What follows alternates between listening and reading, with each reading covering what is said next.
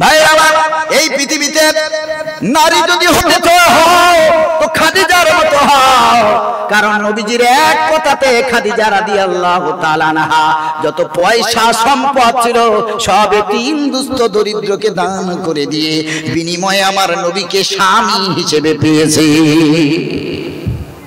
মেয়ে যদি হতে চায়, আদর্শ যদি পেতে চাও তো খাদিজার দিকে লক্ষ্য করো, টাকার অহংকার করো, আমার নবীকে স্বামী হিসেবে পাওয়ার জন্য সবকিছু ত্যাগ করেছে খাদিজা। আল্লাহ তাকে জান্নাতুল ফেরদাউস নসিব করুক, সকলে বলেন আমিন। আমার নবী যেদিন ইন্তেকাল করবেন, আয়েশাতুল হুমায়রা রাদিয়াল্লাহু তাআলা আনহা এই রানের উপর আমার নবীর মাথা, ইন্তেকালের আগে বলছে, আয়েশা ঘরে কি কোনো সোনা আছে, রূপো আছে? বলছে, ইয়া রাসূলুল্লাহ আছে কিছু। বলছে, আমি রাসূল মরে যাব, ইন্তেকাল করব, তারপরে আমার ঘরে স্বর্ণের টাকা থাকবে, রূপার টাকা থাকবে, আমি কিসের নবী?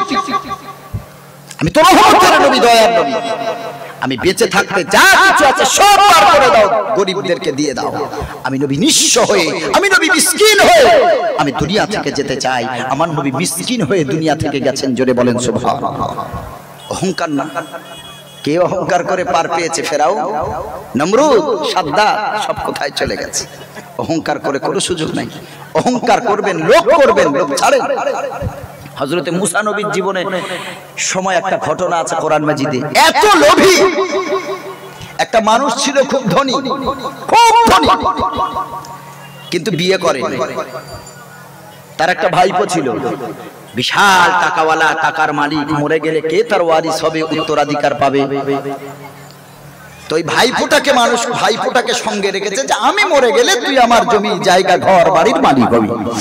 ভাইপোটা এত লোভী, ও জানে যে আমার চাচা মরে গেলে আমি সব সম্পত্তির মালিক হব। তারপরে ও খুব দ্রুত মালিক হওয়ার লোভে চাচাকে রাতের অন্ধকারে হত্যা করে দিয়েছে। কি লোভ দেখে, তাড়াতাড়ি মালিক হবে।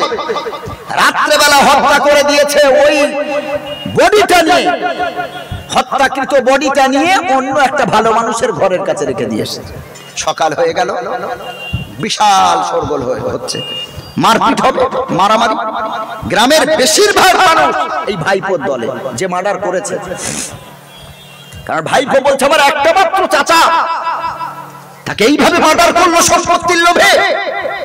যার ঘরের সামনে দিয়ে এসেছে সবাই বলছে তুই খুন করেছিস, তাছাড়া না খুন করলে তোর ঘরের সামনে লাশ লাগে কি করে? বলবে না, বলবে না? দুই দলের বিশাল মারামারি হব ভাব।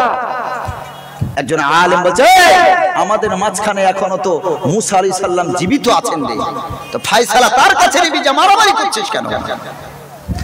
হযরতে মুসা আলাইহিস সালামের কাছে যাওয়া হলো। গিয়ে যখন সব ঘটনার বৃত্তান্ত বলা হলো, হযরতে মুসা নবী তখন বললেন, বা ইদে ক্বালা মুসা লিকওমিহি ইন্নাল্লাহা ইয়া'মুরুকুম আন তাযবাহু বাকারা।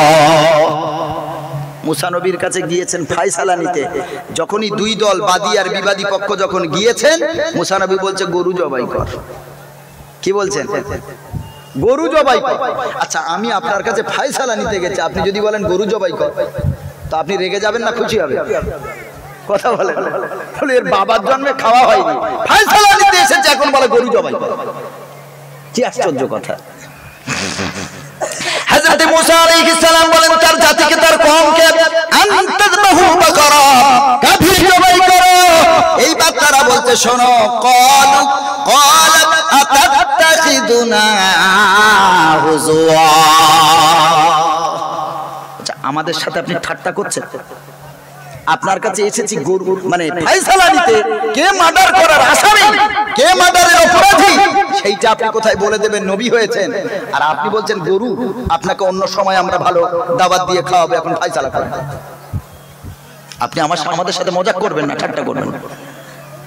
হযরত মুসা আলাইহিস সালাম বলেন, ক্বালা আউযু বিল্লাহি আন আকুনা মিনাল জাহিলিন।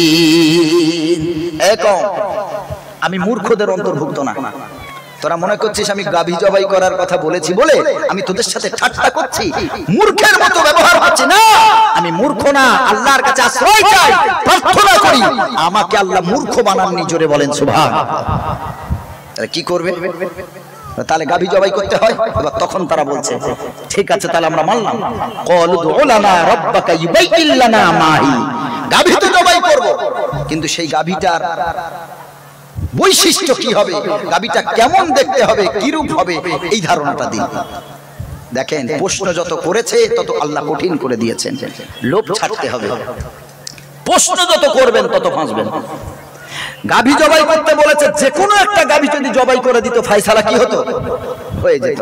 কিন্তু তারা প্রশ্ন করছে গাভীটা হবে কেমন। আরে তোর প্রশ্ন না করে আগে জবাই কর। ইবলিস শয়তান প্রশ্ন করেছিল না করেনি? শয়তান এমনি হয়নি, সব ফেরেশতারা সিজদা দিল, ফাসাজাদু ইল্লা ইবলিস, ইবলিস সিজদা করলো না। আল্লাহ বলে কি রে ব্যাপার কি? বলল খলাকতানি মিন নার ওয়া খলাকতাহু মিন তিন, আমাকে বানিয়েছেন আগুন দিয়ে আর আদমকে বানালেন মাটি দিয়ে। আগুন জ্বালানোর সাথে সাথে তো আগুন উপর দিকে ওঠে। বলে আমি তো উপরের উপর মহলের জিনিস, আমি তো নিচে মাথা নিচু করতে পারবো না। আল্লাহ বলে এই ব্যাপার, আবা তুই অস্বীকার করলি, ওয়াস্তাকবারা তাকাব্বুর করলি, অহংকার করলি, ওয়া কানা মিনাল কাফিরিন, আমি তোকে অস্বীকারকারীদের অন্তর্ভুক্ত করে দিলাম। আজ থেকে তুই কাফের হয়ে গেলি, আজ থেকে তুই শয়তান হয়ে গেলি। প্রশ্ন যত করবে ঠিক জায়গায় করতে হয়। উল্টো পাল্টা কাউকে অপমান করার জন্য প্রশ্ন যদি করেন জীবন শেষ হয়ে যাবে। ওস্তাদের থেকে মাস্টারের থেকে ছাত্র বড় হতে চায়, প্রশ্ন করে মাস্টারকে, প্রশ্নের পর প্রশ্ন, জানা জিনিসও প্রশ্ন করে মাস্টারকে অপমান করার জন্য। এমন ছাত্র আছে না নাই বাবাজি? খবরদার, নিজেকে ছোট মনে করেন। আল্লাহর নবী সব সময় নিজেকে ছোট মনে করতেন। তিনি দোয়া করতেন, আল্লাহুম্মা জাআলনি ফি আইনি সাগীরা, আয় আল্লাহ আমার চোখে আমাকে ছোট বানাও, ওয়া জাআলনি ফি আয়ুনিন নাসি কাবীরা, আর জনগণের চোখে আমাকে আপনি বড় বানান। আল্লাহ নবীকে নিজেকেও বড় বানালেন এবং জনগণের সামনেও বড় বানালেন। সুবহানাল্লাহ। যে নিজেকে ছোট মনে করে করবে, আল্লাহ তাকে বড় করবে না করবে না? তাকে আল্লাহ বড় করবে। আর নিজের ভিতরে যদি অহংকার আসে, বাস জীবনের সব শেষ। অহংকার করবেন না। এরপরে আপনাদের কি শোনাচ্ছিলাম, প্রশ্ন করেছে গাভীটা কেমন হবে। মাহিয়া উলানা, আপনি রব্বাকা, আপনি আপনার প্রভুকে জিজ্ঞাসা করুন, আপনার রবকে জিজ্ঞেস করুন। ইবাইকিল্লানা, তিনি যেন আমাদের কাছে ক্লিয়ার করেন, পরিষ্কার করেন। মাহিয়া, সেই গাভী হবে কেমন। হযরত মুসা আলাইহিস সালাম বলেন, ক্বালা ইন্নাহু ইয়াকুলু ইন্নাহা বাকারাতুল লা ফারিদু ওয়ালা বিকরি আওয়াদুম বাইনা যালিক। প্রশ্ন যেহেতু করেছে হযরত মুসা নবী বললেন, লা ফারিদু ওয়ালা বিকরি, তা বুড়ো হবে না, আবার একেবারে কচি গরুও হবে না। আওয়াদুম বাইনা যালিক, মাঝামাঝি গাভী হবে। খুব ছোট গাভী না, আবার খুব বয়স্ক না, মাঝামাঝি। আওয়ানুম বাইনা যালিক, মাঝামাঝি হবে। এরপরে মুসা নবী একটা সতর্ক করলেন, এই এত প্রশ্ন করিস না, ফাফআলু মা তুমারুন, আল্লাহ যে হুকুম দিয়েছেন সেটা করে ফেল যদি বাঁচতে চায়। মুসা নবী আগেই সতর্ক করলেন, কিন্তু তারা তাও সহ্য করলো না, আরো প্রশ্ন করে যাচ্ছে।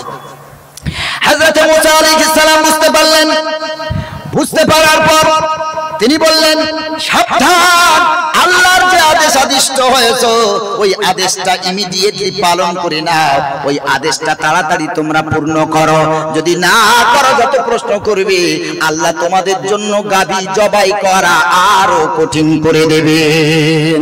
আল্লাহ রাব্বুল আলামিনের নবীর কাছে, হযরত মুসা নবীর কাছে আবার তারা প্রশ্ন করছে, ক্বালু লানা রাব্বাকা ইউবাইয়িন লানা মা লাউনুহা। ও মুসা, বুঝতে পারলাম গাভীটা খুব বয়স্ক হবে না, আবার খুব কচিও হবে না, মাঝামাঝি বয়স। এবার জানতে চাই মা লাউনুহা, তার রংটা হবে কেমন। বুঝতে পেরেছেন? গাভীর রংটা কেমন হবে? কালো হবে না সাদা হবে না লাল হবে না গেরুয়া হবে, কি কালার হবে? আপনি আপনার আল্লাহকে জিজ্ঞেস করুন, তিনি যেন আমাদের কাছে সেই গাভীর রংটা ক্লিয়ার করেন। এরপর তিনি বললেন, ক্বালা ইন্নাহু ইয়াকুলু ইন্নাহা বাকারাতুল লা, দাঁড়ান পরপর আয়াতগুলো তো।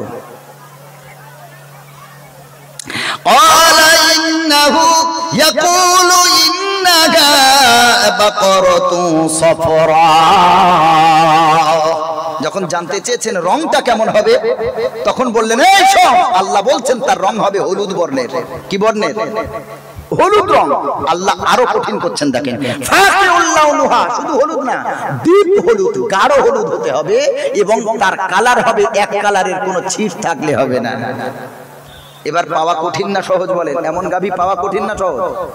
প্রশ্ন যত করেছে আল্লাহ তত কঠিন করে দিয়েছে। এক কালারের গাভী হবে। অনেক গাভী দেখবেন সাদা কিন্তু কালো ছিটছিট থাকে, থাকে না? থাকে না? আবার অনেক কালো গরু সাদা ছিটছিট থাকে, এইরকম বিভিন্ন কালার মিশ্রিত থাকে। আল্লাহ তাআলা বলেন ফাতিউল লাউনুহা, তার কালার হবে এক কালার এবং ডিপ কালার, ডিপ হলুদ বর্ণের হবে। কেমন গাভী হবে? ফাতিউল লাউনুহা তাসুরুন নাযিরিন, এমন একটা গাভী হবে দর্শকের মন জয় করবে। মানে ওই গাভী দেখে মানুষরা আনন্দ পাবে, তাদের চোখটা ঠান্ডা হবে। তারপরে আবার তারা প্রশ্ন করছে, এখনো হয় নাই, মানে স্বাদ এখনো মেটেনি। আবার প্রশ্ন করছে, ক্বালু দু'ু লানা রাব্বাকা ইউবাইয়িন লানা মা হি। ও মুসা নবী, আপনি আপনার রবকে জিজ্ঞেস করুন আরো যেন আমাদের কাছে ক্লিয়ার করেন, ওই গাভীটার আরো কি কি বৈশিষ্ট্য হবে আমাদের কাছে যেন ক্লিয়ার করে বলেন। হযরতে মুসা নবী যাতে রেগে না যায়, তারা কেমন করে কৌশল করছে দেখেন। কারণ প্রশ্ন করলে বারবার, হযরতে মুসা নবীর এমনি তো তিনি রাগী মানুষ ছিলেন, প্রশ্ন করলে তিনি রাগ করবেন। এর এই কারণে তার কম বলছে, ও নবী ইন্নাল বাকরাতা শাবাহা আলাইনা, আমাদের কাছে তো সব গাভী সমান। তাতে তিনি রেগে না যান, বলছে আমাদের কাছে তো সব গাভী সমান, সাদা গাভী বলুন, লাল গাভী বলুন, গেরুয়া গাভী বলুন, কালো বলুন, সবই তো আমাদের কাছে সমান। তারপরেও জানতে চাইছি, ওয়া ইন্না ইনশাআল্লাহু লামুহতাদুন, আল্লাহ যদি চান আমাদের কাছে যদি ক্লিয়ার করে দেন ভালো করে, তাহলে আমরা হেদায়েত পাবো, আমরা একটা ভালো ধারণা পাবো যে গাভীটা কেমন হবে, পরিপূর্ণ ধারণা আমরা পাবো। আল্লাহর নাম দিয়ে হযরতে মুসা নবীর মন নরম করছে যে আল্লাহ যদি চান ইনশাআল্লাহু লামুহতাদুন, আল্লাহ যদি চান তো আমরা হেদায়েতের উপরে থাকবো, সঠিক একটা ধারণা পাবো। মুসা নবী চুপ করলেন। মুসা নবী বুঝতে পেরেছেন তোদের আবহাওয়া ভালো না। এরপর আল্লাহর নবী মুসা নবী বলেন, ক্বালা ইন্নাহু ইয়াকুলু ইন্নাহা বাকারাতুন লা যালুলুম তুসিরুল আরদ। আরো আল্লাহ কঠিন করলেন। হযরতে মুসা নবী বলছেন, আল্লাহ তাআলা বলেন ইন্নাহা বাকারাতুন লা যালুলুম তুসিরুল আরদ, ওই গাভীটা এমন হবে যা কখনো খেতি বাড়ির কাজ করে নাই। মানে যেই গাভীকে দিয়ে চাষের কাজ করানো হয়নি। আরো কঠিন, আর কি? ওয়ালা তাসকিল হারসা, সেচের কাজ করানো হয়নি। আরে ক্ষেত বাড়িতে সেচ দিতে হয় না, হয় না? সেই সময় সেচ কিভাবে দিত? গাভীকে দিয়ে আবার সেচের কাজ কি করে দেবে? তখন তো আর গাড়ি ছিল না এইভাবে, গরুর গাড়ি, ঘোড়ার গাড়ি, উটের গাড়ি, এইসব, সেই সব গাড়িতে পানি, সেই সব জায়গায় তো পানির অভাব, সেই জায়গাতে পানি লোড করে নিয়ে তারপরে সেচ দেওয়া হতো, বাগানে পানি দেওয়া হতো। আল্লাহ তাআলা বলেন গাভীটা এমন হবে তা কোন ক্ষেতের কাজ করানো তাকে হয়নি, জমিনের কাজ করানো হয়নি এবং সেচের কাজ করানো হয়নি। কি কঠিন ব্যবস্থা! তারপর আল্লাহ তাআলা কি বললেন? মুসাল্লামাতুন, সুস্থ থাকবে গরুটা, ওই গাভী থাকবে সুস্থ, কান কাটা হবে না, লেজ কাটা হবে না, শিং ভাঙা হবে না। বকরা ঈদের সময় যদি একটা গাভীর যদি পুরো লেজ কাটা থাকে, ওই গাভীতে কুরবানি হবে? হ্যাঁ, পুরো কান কাটা কুরবানি হবে না, সুস্থ থাকতে হবে। এবার আল্লাহ তাআলা বলেন মুসাল্লামাতুন, ওই গাভী হবে পরিপূর্ণ সুস্থ, কোনো রোগ থাকবে না, কোনো খুঁত থাকবে না, কোনো ডিসপুট থাকবে না। আর কি? লা শিয়াতা ফিহা, কোনো খুঁত থাকবে না, নিখুঁত হতে হবে। লা শিয়াতা ফিহা, কোনো খুঁত যেন না থাকে। আরো কঠিন। এইগুলো পাওয়ার পর, এতগুলো কথা শোনার পর হযরতে মুসা নবী আলাইহিস সালামের কওম এবার বলছেন ক্বালুল আনা জিইতা বিল হক। এই তো এতক্ষণ পর আপনি আমাদের একটা ক্লিয়ার ধারণা দিলেন। মানে এত কঠিন হয়ে যাওয়ার পরেও মুসা নবীকে বলছেন এতক্ষণ পর আমরা একটা স্বচ্ছ স্পষ্ট ধারণা পেলাম। এরপর আল্লাহ রাব্বুল আলামিন বলেন ফাযাবাহুহা, তা তারা জবাই করলো। ওমা কাদু ইয়াফালুন, জবাই করার ইচ্ছা কিন্তু তাদের ছিল না।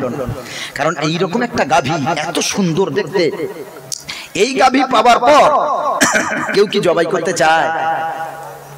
তারপরে তারা কিনেছিল কত? মুফাসসিরিনে কেরাম লিখেছেন, হাদিসের মধ্যে আছে, যেই ব্যক্তির কাছে এইরকম একটা গাভী পেয়েছিল সেই ব্যক্তি গাভীটাকে বিক্রি করেছিল, যে এই গাভীটা জবাইয়ের পরে চামড়া দিয়ে মুড়ে যতগুলো সোনা হবে, এতগুলো সোনার বিনিময়ে এই গাভীটা বিক্রি হবে।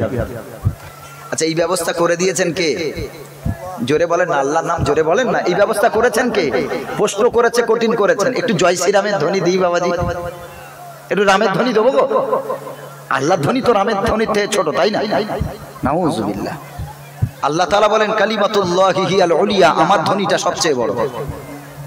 হিন্দুরা একবার জয় শ্রীরাম কেউ একজন বললে সব, যে যেখানে থাক সব একসঙ্গে বলে, তারা বোঝাতে চায় আমাদের ভিতরে ঐক্যবদ্ধ, আমরা ঐক্যবদ্ধ, আমাদের ভিতরে ইউনিটি আছে।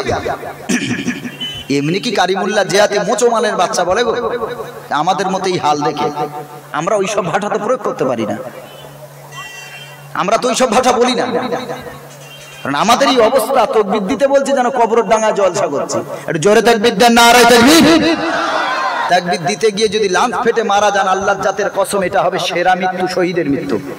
মৃত্যু তো এমনি বরণ করতে হবে আমাদের, তো তাকবীর দিতে গিয়ে যদি মৃত্যু বরণ হয় তো ইচ্ছে ভালো মৃত্যু হয় না। সবাই জবান ছেড়ে, গলার আওয়াজ ছেড়ে তাকবীর দেন, নারায়ে তাকবীর, নারায়ে তাকবীর।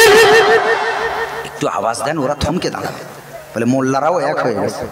এমনি তো বাবরি হারিয়েছি, জ্ঞানব্যাপী হারিয়েছি, তারপর আর একটা কি মসজিদ, আলা কি একটা নাম ভুলে যাচ্ছি, সবগুলোই তো হারাচ্ছি, আরো যে কত হারাবো ঠিক নাই। যতক্ষণ মোল্লা তো লোভী, আমি খাচ্ছি, আমি ভালো আছি তো তোর কি, আমি তোর দিকে গুরুত্ব দিই না, পাশের বাড়ি খেলো কি না খেলো ওসব দেখার ধান্দা নাই, আমি ভালো আছি তো আবার কি। আরো মার আসছে, দাঁড়ান, সাবধান। এরপর তারা কি করলেন দেখেন, গাভীটা জবাই করলো, নিজের অনিচ্ছাকৃত, ইচ্ছা ছিল না, তারপরে গাভী জবাই করলো। আল্লাহ রাব্বুল আলামিন বলেন ওয়া ইয ক্বাতালতুম নাফসান ফাদারাতুম ফিহা আল্লাহু মুখরিজুম মা কুনতুম তাকতুমুন। আল্লাহ তাআলা বলেন যখন তোমরা নাফসান, কোন এক মানুষকে হত্যা করলে, ফাদারাতুম ফিহা, এবং ওই হত্যার বিষয়ে তোমরা একে অপরকে দোষারোপ করছিলে, অপবাদ দিচ্ছিলে, আল্লাহু মুখরিজুম মা কুনতুম তাকতুমুন, আসল দোষীকে, আসল অপরাধীকে আমি আল্লাহ তা তোমাদের সামনে উন্মুক্ত করেছি গোপন ডাকেরই। কেমন ভাবে আল্লাহ তা উন্মুক্ত করলেন? ফাকুল নাদরিবুহু বিবাদিহা। আল্লাহর নবী এবার বলছেন, আল্লাহ তাআলা বলেন এই যে গাভীটা জবাই করলে, এই জবাইকৃত গাভীর কোন একটা অংশ, হাত হোক, পা হোক, জিহ্বা হোক, দাঁত হোক, চোখ হোক, কোন একটা অংশ দিয়ে এই মৃত লাশের উপরে আঘাত করো। লাশ কিন্তু সামনে, দুই পক্ষ সামনে, বাদী বিবাদী দুই পক্ষ সামনে, গাভী জবাই হয়ে গেল। আল্লাহ তাআলা বলেন এরপর আল্লাহ তাআলা বলছেন ফাকুল নাদরিবুহু বিবাদিহা, এই জবাইকৃত গাভীর কোন একটা অংশ দিয়ে মৃত লাশের গায়ে আঘাত করো। বাস, আঘাত করার সাথে সাথে তার গলা তো কাটা, দ্বিখণ্ডিত, যখনই টাচ করেছেন সাথে সাথে জুড়ে গিয়ে সুস্থ হয়ে দাঁড়িয়েছেন। জোরে বলেন সুবহানাল্লাহ। মৃত লাশ দাঁড়িয়েছে। আল্লাহর ক্ষমতা আছে না নাই বাবাজি? আল্লাহর ক্ষমতা আছে না নাই? আল্লাহ রাব্বুল আলামিন বলেন ইন্নাল্লাহা ফালিকুল হাব্বি ওয়ান নাবা ইউখরিজুল হাইয়্যা মিনাল মাইয়িতি ওয়া মুখরিজুল মাইয়িতি মিনাল হাইয়্যি। সম্ভবত 7 নম্বর পারার 19 নম্বর পৃষ্ঠায় হলে হতে পারে। আল্লাহ রাব্বুল আলামিন বলেন আমি আল্লাহ মৃত দানা থেকে আমি আল্লাহ গাছ অঙ্কুরিত করি, আমি আল্লাহ মৃত থেকে জীবন টেনে আনি, আমি আল্লাহ আবার জীবন্ত মানুষের আমি আল্লাহ মৃত্যু ঘটাতে পারি। আল্লাহ বলেন সব ক্ষমতা আমার হাতে। মুফাসসিরিনে কেরাম লিখেছেন এই যে মানুষটা হত্যা হয়েছিল, গাভীর ওই জবাইকৃত অংশ নিয়ে যখন তার গায়ে মারা হলো, ও বেঁচে থাকার সময় যত সুস্থ ছিল, যত জওয়ান ছিল, ও মরে যাওয়ার পর আবার যখন আল্লাহ ওরে জীবন দান করেছে, আরো সুস্থ হয়ে দাঁড়িয়েছে, আরো সুস্থ সবল হয়েছে, আরো ক্ষমতা নিয়ে জওয়ান হয়ে আবার জীবন ফিরে পেয়েছে। জওয়ান হয়ে দাঁড়িয়ে মুসা নবী বললেন, কে তোমারে হত্যা করেছে? সামনে আছে তার ভাইপো, আবার আরেক পক্ষ আছে পাশে। তার ওই চাচা বলল, আমার ভাইপো লোভের কারণে আমার ঘর বাড়ি জমি জায়গা তাড়াতাড়ি মালিক হওয়ার লোভে আমারে হত্যা করেছে। এটা বলে আবার ইন্তেকাল, এটা বলে আবার মৃত্যুবরণ করেছে। আল্লাহ রাব্বুল আলামিন এটাই বলেন, কাযালিকা ইউহয়িল্লাহুল মাউতা। আল্লাহ রাব্বুল আলামিন বলেন, এইভাবেই আমি আল্লাহ মৃতকে জীবিত বানাই। আল্লাহ রাব্বুল আলামিন আবার বলেন, ওয়া ইউরিকুম আয়াতিহি লাআল্লাকুম তাআকিলুন। আল্লাহ তাআলা বলেন, এইভাবেই আমি আল্লাহ তোমাদেরকে আমার নিদর্শনগুলো দেখাই, যাতে করে তোমরা হৃদয় অঙ্গম করতে পারো, যাতে করে তোমরা আমার নিদর্শন দেখার পর ঈমানটা মজবুত করতে পারো, তোমরা বুঝতে চেষ্টা করো যে আমি আল্লাহ সকল ক্ষমতার উৎস। সকল ক্ষমতার উৎসকে, সকল ক্ষমতার উৎসকে আল্লাহ। এরপরে আল্লাহ একটা আফসোস করে কথা বললেন, কি বললেন? সুম্মা কাসাত কুলুবুকুম মিন বাদি যালিক ফাহিয়া কাল হিজারাতি ওয়া শাদ্দু কাসওয়া। ওই যে ভাইপো সব মানুষের সামনে একটা মৃত মানুষ জীবিত হয়ে বলল যে আমার ভাইপো হত্যা করেছে, এটা বলার পরেও সেই ভাইপো মিথ্যা বলছে, আমি হত্যা করিনি। আচ্ছা, কোন মানুষ এটা জানার পর আর বিশ্বাস করবে? একটা মৃত মানুষ জীবিত হয়ে যখন বললো আমারই ভাইপো আমারে হত্যা করেছে। ওই জাতিগুলো ছিল ইহুদি জাতি, এমন ক্রিটিক্যাল ইহুদি জাতি। আজকে সেই ইহুদির জাতির অন্তর এত কঠিন, এত কঠিন, তারা হাজারো হাজার ফিলিস্তিনিকে মেরে তারা রক্তের স্বাদ তাদের মেটে নিয়ে, এই সেই ইহুদি জাতি ধরা পড়ার পরেও, প্রমাণ হয়ে যাওয়ার পরেও বলছে না আমি হত্যা করিনি। কি আশ্চর্য! আল্লাহ রাব্বুল আলামিন এই দৃশ্য দেখার পর আল্লাহ দুঃখ করে আফসোস করে বলেন, সুম্মা কাসাত কুলুবুকুম মিন বাদি যালিক। এরপরেও কি তাদের অন্তরটা এত কঠিন হয়ে গেল? আল্লাহ বলেন, তাদের অন্তরটা এরপরেও প্রমাণিত হয়ে যাওয়ার পরেও তাদের অন্তর এত কঠিন হয়ে গেল, কি করে তারা মিথ্যা আবার কথা বলতে পারে? আল্লাহ রাব্বুল আলামিন এরপরে বলেন, ফাহিয়া কাল হিজারা। তাদের অন্তরটা পাথরের মতো শক্ত হয়ে গেছে। আল্লাহর ভয় নাই, আল্লাহর নিদর্শন দেখার, আল্লাহর প্রতি মানানেরা, আল্লাহর উপরে ভয় নাই, কিয়ামতের ভয় নাই, কবরের ভয় নাই। আল্লাহর নবী বলেছেন, যারা দুটো জিনিসকে হেফাজত করতে পারবে, আমি নবী তার জান্নাতের জামিনদার হয়ে যাব। একটা হলো জবান, আর একটা হলো লজ্জাস্থান। আমার নবী বলেছেন, জবানটাকে হেফাজত করো, লজ্জাস্থানকে হেফাজত করো। এই সমাজে এই দুটো জিনিস হেফাজত করা বড় কঠিন। বিশ্বনবী মুহাম্মদ রাসূলুল্লাহ সাল্লাল্লাহু আলাইহি সাল্লাম বলেছে, এই দুটো জিনিসকে যারা হেফাজত করবে, আমি নবী তার জান্নাতের জামিনদার, আমি নবী স্বয়ং হয়ে যাব। জবানকে হেফাজত করুন, কাউকে কষ্ট দেবেন না। এই জবানটাকে আনকন্ট্রোল ভাবে ইউজ করবেন না, হেফাজত করুন, সংযত হন, ভাষার দিকে খেয়াল রাখুন, আপনার কথাই যেন আরেকটা মানুষ কষ্ট না পায়। আর লজ্জাস্থানকে হেফাজত করুন। লজ্জাস্থান হেফাজত না করলে আজকে সমাজে যে কত পাপ অহরহ হচ্ছে, আল্লাহ ছাড়া কেউ জানে না। আল্লাহ মাফ করে দিন। আল্লাহ রাব্বুল আলামিনের পরে বলেন, আও আশাদ্দু কাসওয়া। পাথরের মতো শক্ত, তারপরে বললেন আও আশাদ্দু কাসওয়া, পাথরের থেকে আরো বেশি শক্ত এদের অন্তর। এদের অন্তর আরো কঠিন হয়ে গেছে। কেন পাথরের থেকে বেশি শক্ত বলা হলো?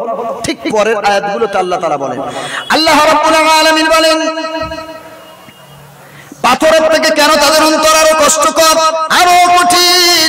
আল্লাহ রাব্বুল আলামিন বলেন, এমন পাথর পৃথিবীতে আছে যেই পাথরগুলো ফেটে ঝর্ণা বার হয়। আছে না নাই বলেন?